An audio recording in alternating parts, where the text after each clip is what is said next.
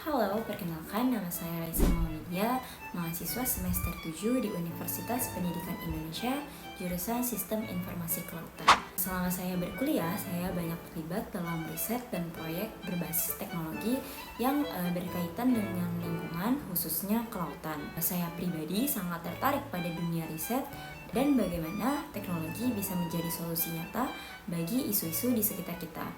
Dan karena itulah saya sangat berantusias ketika melihat peluang di Star Internship dari Telkom ini, terutama di posisi researcher. Alasan saya memutuskan melamar sebagai researcher di Star Internship ini dikarenakan saya percaya bahwa riset yang kuat adalah fondasi dari solusi digital yang nantinya akan berdampak. Dan saya melihat Telkom bukan hanya sebagai perusahaan teknologi, tetapi juga sebagai ekosistem inovasi yang mendorong pemanfaatan data untuk menjawab kebutuhan nyata masyarakat. Bagi saya pribadi, bisa ikut kontribusi dalam proses pengambilan keputusan berbasis riset di lingkungan sebesar Telkom adalah tantangan yang sangat saya nantikan. Saya siap untuk belajar secara aktif, berkolaborasi, dan memberikan kontribusi terbaik selama program ini berlangsung. Untuk membuktikan komitmen tersebut, saya ingin sedikit bercerita tentang apa saja yang sedang saya kerjakan belakangan ini. Saat ini saya sedang aktif dalam proyek penelitian bersama dosen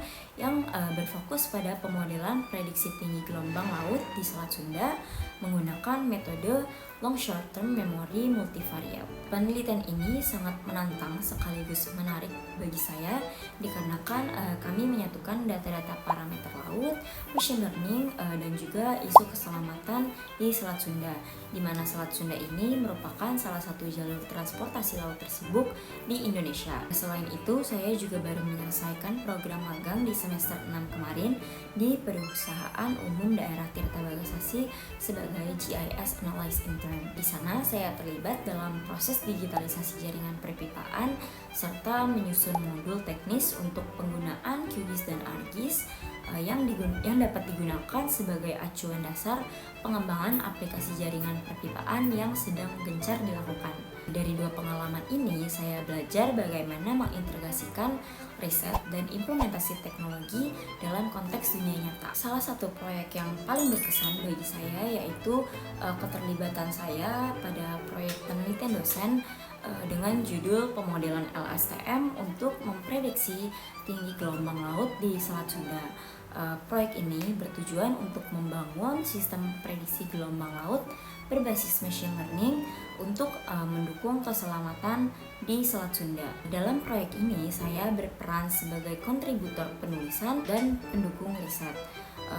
Tanggung jawab saya yaitu meliputi mencari dan mengorganisir data dari sumber-sumber seperti BMKG, menyusun laporan kemajuan serta laporan akhir penelitian, membantu penulisan artikel ilmiah untuk dipublikasikan, dan juga menyiapkan berbagai dokumen pendukung teknis yang dibutuhkan oleh tim. Meskipun saya tidak terlibat langsung dalam pemodelan LSTM-nya, namun saya banyak belajar tentang bagaimana proses riset dikembangkan sedari awal, mulai dari identifikasi masalah, penyusunan metodologi, hingga bagaimana hasil penelitian tersebut didokumentasikan secara ilmiah dan juga komunikatif. Tantangan terbesar yang saya alami adalah menerjemahkan hasil teknis tim ke dalam tulisan yang jelas, akurat, dan juga sesuai dengan kaidah ilmiah.